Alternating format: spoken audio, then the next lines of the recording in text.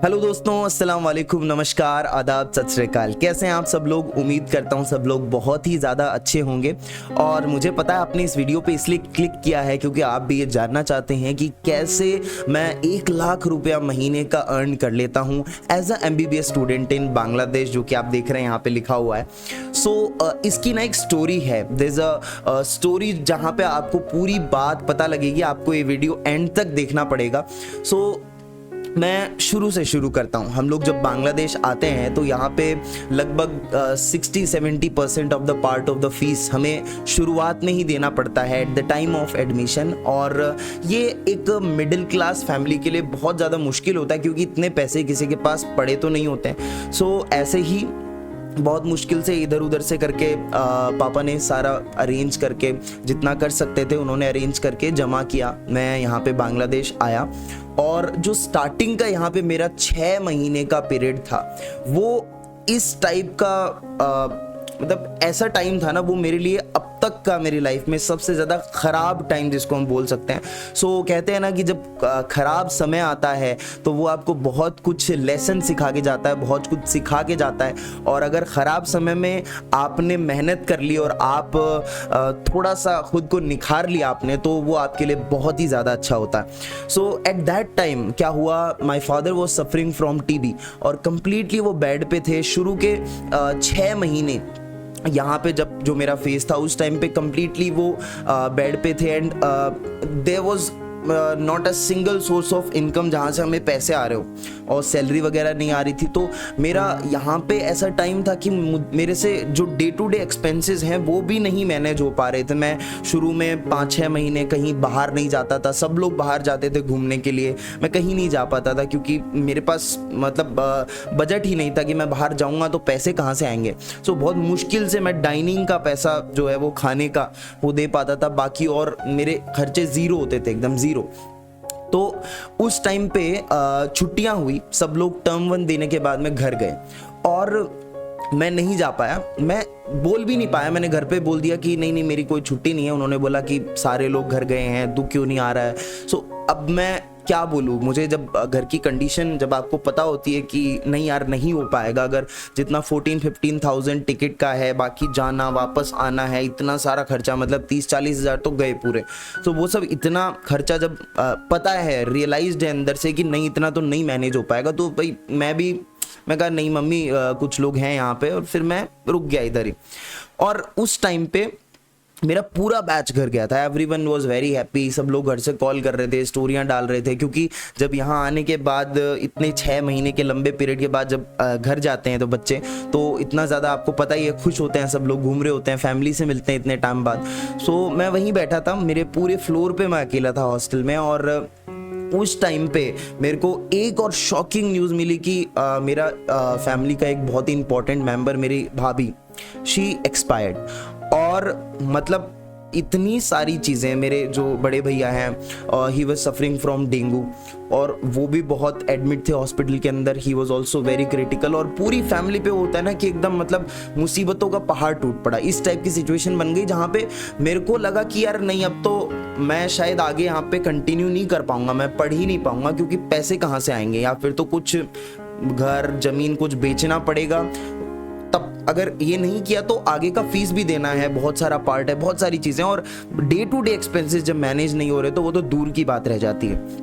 उस टाइम पे मैं बहुत मतलब अभी मैं उस फेज को याद नहीं करना चाहता कि मैं बैठ के उस समय इतना मतलब रोता था, इतना मतलब वो होता है ना कि मतलब दिमाग खराब रहता था इतना, मतलब मेरे को कोई पता नहीं लगता। किसी को मेरे को दो बार बोला अभिषेक, तो मैं 2 बार सुनता था, मैं कहा हाँ क्या हुआ। ऑलवेज मैं उसी फेज में रहता था। वो टाइम मैंने ये सोचा कि यार या फिर तो मैं करूँगा या मरूंगा, बस मतलब करूँगा मरूंगा का मतलब, या फिर तो मेरे को कुछ करना है, मतलब कुछ ना कुछ पैसे कमाने पड़ेंगे, कोई ना कोई काम करना पड़ेगा, नहीं तो ऐसे तो एग्जिस्टेंस नहीं हो पाएगा। ऐसे तो आगे का जो जर्नी है ये बहुत लंबा है, इतना बड़ा MBBS का ड्यूरेशन है, मेरा छोटा भाई भी है, उसको भी खर्चे होंगे आगे जाके, इतना सब कुछ होगा, तो मुझे करना तो पड़ेगा कुछ। तो उस टाइम पे मेरे पास क्या था, मैंने वहीं बैठे बैठे सोचा, मैंने कलेक्ट किया कि मैं क्या कर सकता हूँ। मैं कहा मैं गाना गा सकता हूँ, मेरे को गाना आता है अच्छा, मैं गाना गा सकता हूँ प्रोफेशनली, कहीं भी शोज़ मिले, लेकिन एक नई कंट्री में यहाँ पे शोज़ कैसे मिलेंगे, कैसे, कहाँ गाऊंगा, कहाँ से पैसे आएंगे।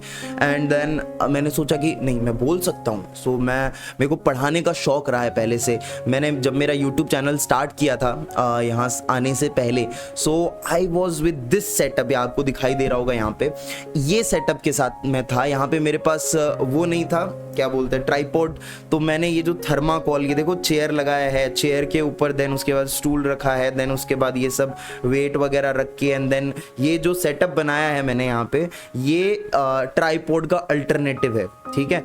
और इसके बाद में आप देखिए यहाँ पे सामने की तरफ बोर्ड लगा हुआ है, तो यहाँ पे इसके ऊपर मैं फ़ोन सेट करता था।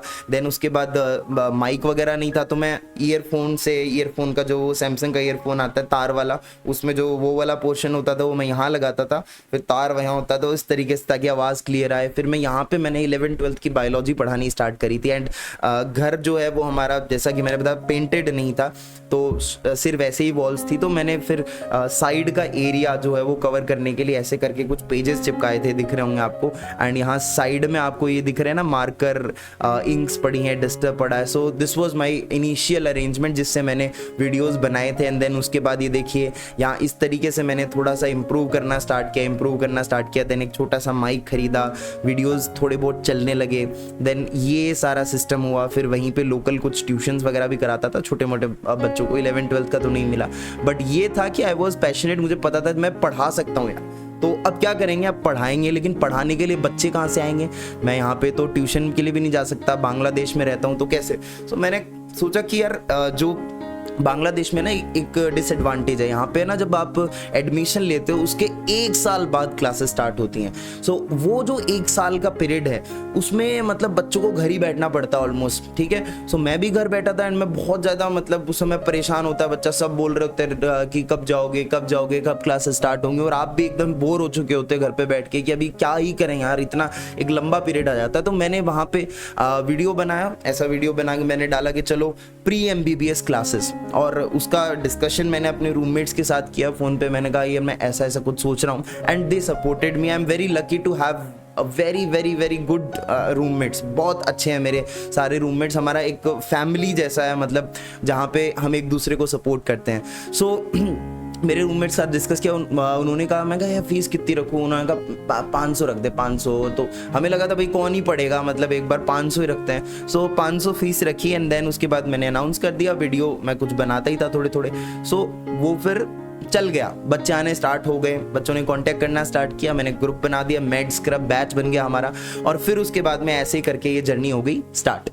और अभी ये मैड स्क्रब का 3rd ईयर चल रहा है, 3रा साल है मैड स्क्रब का, एंड यही मेरा सोर्स ऑफ इनकम है। आज फीस है, मैं 1500 लेता हूँ पर स्टूडेंट, एंड मेरे से अभी तक बांग्लादेश में 300-350 बच्चे पढ़ चुके हैं अभी। और अभी मैं करंटली डेली बेसिस पे 50 to 60 स्टूडेंट्स को पढ़ाता हूँ डेली बेसिस पे, ऑनलाइन इसी मीडियम में मैं एनाटॉमी पढ़ाता हूँ। सो यहाँ पे अब लोगों को क्वेश्चन मार्क होता है कि कैसे मैनेज कैसे होता है ये सब कुछ। देखिए, मैनेज होना बहुत ईजी है। आपको क्या करना है, आपको थोड़ा रील्स कम देखनी है, फालतू की जिसको 20 से नाम स्टार्ट होता है वो चीज़ कम करनी है थोड़ी। आपको अपने काम पे ध्यान देना, आपको फोकस्ड रहना है कि यार क्लास खत्म हुआ। एंड ये मैंने किया है, मैं 2 साल से, पिछले 2 साल और अभी 3rd ईयर कंटिन्यू है, तो अभी ये 3 साल में मेरा ऐसा शेड्यूल रहा है जहाँ पे अगर कोई मेरे बैचमेट बाहर घूमने जा रहे हैं, मैं क्लास ले रहा हूँ, मैं कभी ना कुछ स्लाइड्स बना रहा हूँ, खुद प्रिपरेशन करता हूँ, डेली 3 आवर्स की मेरी क्लासेस रहती हैं। फिर धीरे धीरे एक चीज़ और मेरे को एडवांटेज मिल गया कि क्योंकि मैं अकेला बांग्लादेश में ऐसा FMG हूँ जिसने वीडियोस डाल रखे हैं पढ़ाने के। आप देखेंगे मेरे चैनल पे majority of the portion vlogs वगैरह कुछ मेमोरीज के लिए हैं, इनको छोड़ के बाकी जितने वीडियोस हैं सारे रिलेटेड टू एजुकेशन है, MBBS की पढ़ाई से रिलेटेड है। तो वो देख देख करके मेरे पास बहुत सारे इंडिया से भी बच्चों के ट्यूशंस आने लगे। अगर किसी को कंटेंट अच्छा लगा, उन्होंने मेरा देख के नंबर ढूंढ के मेरे को कॉन्टेक्ट किया कि भैया एग्जाम्स आ रहे हैं, आप थोड़ा सा अगर हेल्प कर सकते हो, इसमें पढ़ा सकते हो। तो in that way 1st year मैंने कुछ बच्चों को पढ़ाया कोलकाता में।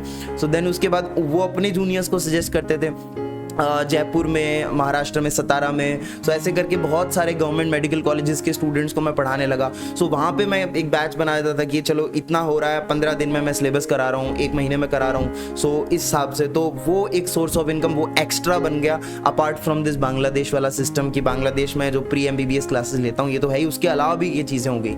सो अगर आसमान बहुत बड़ा है, आपके इरादे बुलंद होने चाहिए, आपको करने की हिम्मत होनी चाहिए, तो आप कर सकते हैं। बहुत सारे मेरे ऐसे सीनियर्स हैं, बैचमेट्स हैं, दोस्त हैं जो यहाँ पे आके MBBS कर रहे हैं, साथ साथ में उन्होंने अपनी फिजिक पे, लुक्स पे अच्छे से काम किया, वो आज मॉडलिंग कर रहे हैं। कुछ लोग पार्ट टाइम कभी एक्टिंग में हैं, एंड बीच बीच में मैंने गाने भी गाए। अभी जैसे मेरा अच्छा खासा यहाँ पे कॉन्टैक्ट हो चुका है, तो कभी मेरे को अगर शोज मिलते हैं मैं वो भी करता हूँ। मैं हर वो चीज़ करता हूँ जो मैं कर सकता हूँ, और जो मैं नहीं कर सकता वो सीखने की कोशिश करता हूं। सो आपको भी ये चीजें करनी पड़ेंगी, और आप अगर ये चाहते हैं कि यार नहीं बैठे बैठे सब कुछ हो जाएगा, तो बैठे बैठे नहीं होगा। And MBBS and medical is all about networks and hard work. Everything is all about network and hard work. समझ गए मेरी बात? और यहाँ पे आपको पढ़ना भी है अच्छे से, और एक्स्ट्रा भी थोड़ा बहुत आप दे सकते हैं इतना टाइम। ऐसा नहीं है कि ये पॉसिबल नहीं है। लोग बोलते हैं कि अरे MBBS की पढ़ाई है तो वही करो। अरे तो करो ना। अगर आप दिन में अपना टाइम कैलकुलेट करेंगे, 2:30 बजे क्लास खत्म हो जाता है, उसके बाद में अगर आप अपना टाइम देखेंगे तो उसमें अगर आपने 2 से 3 घंटे, 1 घंटा, 2 घंटा कहीं पे अगर अपना एक्स्ट्रा किसी एक स्किल डेवलपमेंट में आपने लगा दिया, तो क्या गलत बात है? आप ये बताइए। कुछ गलत बात नहीं है। आज मैं पढ़ा रहा हूँ तो मेरा सब्जेक्ट स्ट्रांग हो रहा है, मेरा पब्लिक स्पीकिंग अच्छा हो रहा है, मैं बच्चों से इंटरेक्ट करता हूँ, तो वो मेरे को नहीं रहा है डर कि कैसे किसी को अप्रोच करना है, बोलना कैसे है। सो मैं सीख रहा हूँ बहुत सारी चीज़ें, एंड मुझे तो आगे जा करके इसी में भाई देखेंगे, अच्छा होगा ऊपर वाले ने चाहा तो आगे इसी लाइन में जाना है, टीचिंग में ही जाना है मुझे। सो इस तरीके से आप भी चीजें कर सकते हैं। सो यही काम करके मैं 70-80,000 जो है अपना ऑलमोस्ट इतना मंथली अर्न कर लेता हूं। और इसमें मेहनत बहुत लगती है, बहुत मेहनत लगती है। स्लाइड्स बनानी पड़ती हैं, ऐसे नोट्स छपवाता हूं, नोट्स बनाता हूं कि अच्छा चलो ये नहीं, ये करते हैं, ये करते हैं, ऐसा करते हैं। सो अगर आप भी मेरी जर्नी का पार्ट रहे हैं, at last I would thank my student, जो मेरे पहले बैच के स्टूडेंट थे। बहुत सारे लोग हैं, साहिल है, ज्योतिर्मय है, शर्मिष्ठा, बहुत सारे लोग हैं जिनको मैं दिल से धन्यवाद कहना चाहता हूँ। They were part of my journey. I had 80 students in 4 different batches. तो मुझे बहुत, मैं आज भी उन लोगों के टच में हूँ, मेरे छोटे भाई बहन जैसे हैं। सो आप लोगों को बहुत बहुत धन्यवाद। और आज ऐसी सिचुएशन है कि मतलब फ्रॉम दैट टाइम कि आज मैं खुद मेरे को फ्लाइट की टिकट कराने के लिए पापा को नहीं बोलना पड़ता, अपने डे टू डे खर्चों के लिए पापा को नहीं बोलना पड़ता। एंड इवन वो होता है ना कि हाँ, मुझे भी, मैं खुश रहता हूँ कि यार मैं खुद से कुछ कर रहा हूँ, आई एम डूइंग समथिंग। और बाकी देखिए, सीधी सी बात है, यहाँ पे अगर आप पढ़ने के लिए आ रहे हैं बांग्लादेश, तो आपको पढ़ाई तो जी तोड़ करनी है, क्योंकि आपका एंड टारगेट जो है वो तो MBBS करना ही है। ठीक है, आप वो तो आपको MBBS ही करना है ना, राइट? उस अच्छा डॉक्टर बनना है। उसके साथ साथ आप अगर कुछ सीख पाएं, अगर खुद पे कुछ टाइम दें, आप कुछ ना कुछ चीज़ें सीखें। कई लोग एडिटिंग करते हैं, मतलब ऑनलाइन कुछ ना कुछ, मतलब लाइक क्या बोलते हैं उसको, एक वर्ड आता है ना, फ्रीलैंसिंग। हाँ, फ्रीलैंसिंग करते हैं तो आप कर सकते हैं। आप इंस्टाग्राम पे कुछ ना कुछ रील्स बनाइए, कुछ थोड़ा बहुत टाइम आप दे सकते हैं। लेकिन ये टाइम आपको कब देना है? जब आप अपना बेसिक पढ़ाई पूरी कर पा रहे हो। वो करने के बाद में आप जो चाहे वो करिए। अगर आपका अच्छा चल रहा है, पढ़ाई अच्छे से कर रहे हैं, आप अपने सब्जेक्ट्स मैनेज कर रहे हैं, आप नॉलेज गेन कर रहे हैं, उसके बाद आपको जो करना है वो आप कर सकते हैं, है ना? और ये जो मूवीज देखते रहना, रील्स देखते रहना, कंटेंट कंज्यूमर मत बनो, कंटेंट क्रिएटर बनो। Try to create something. और हर कंटेंट क्रिएशन के अंदर आज देखिए, और आप आगे जाए, अगर आप मेहनत करेंगे ना तो आप श्योर सी बात है आगे जाएंगे। आप ये देखिए, यहाँ पे जो ये वाला सेटअप था मेरा, ये वाला इधर दिख रहा है आपको, ये जो सेटअप है, इससे आज मैं इस सेटअप पे आ गया हूँ। I have good mic, okay, मेरी आवाज़ अच्छी आती है, मेरे पास लैपटॉप है, मैंने बहुत सारी चीज़ें करी हैं, बहुत सारी चीज़ें। आज मैं अपने पैरों पे खड़ा हूँ जस्ट बिकॉज कि अभी तो मैं बैठा हूँ currently, that don't mind that, लेकिन मैं अपने पैरों पे खड़ा हूँ and I am very proud of that thing कि मैं MBBS भी कर रहा हूँ, साथ में ये चीज़ भी मैनेज कर रहा हूँ। सो अगर आप भी मेरे स्टूडेंट रहे कभी ना कभी, अगर आपकी जर्नी में, आपकी MBBS की जर्नी में कभी भी as a mentor, as a teacher मैंने आपको कभी भी गाइड किया है, पढ़ाया है, सो आप नीचे कमेंट सेक्शन में लिखेंगे हेड स्क्रब, अपने बैच का नाम मेड स्क्रब लिखेंगे, #मेड स्क्रब एंड #अभिषेक भैया। ठीक है, तो मिलते हैं नेक्स्ट वीडियो में। Till then take care, bye bye, see ya. ठीक है, लड़ते रहो। एट द एंड मैं क्या बोलूंगा, रुक जाना नहीं तू कहीं हार के, कांटों पे चल के मिलेंगे साए बहार के। ओ राही ओ राही ओ राही ओ राही।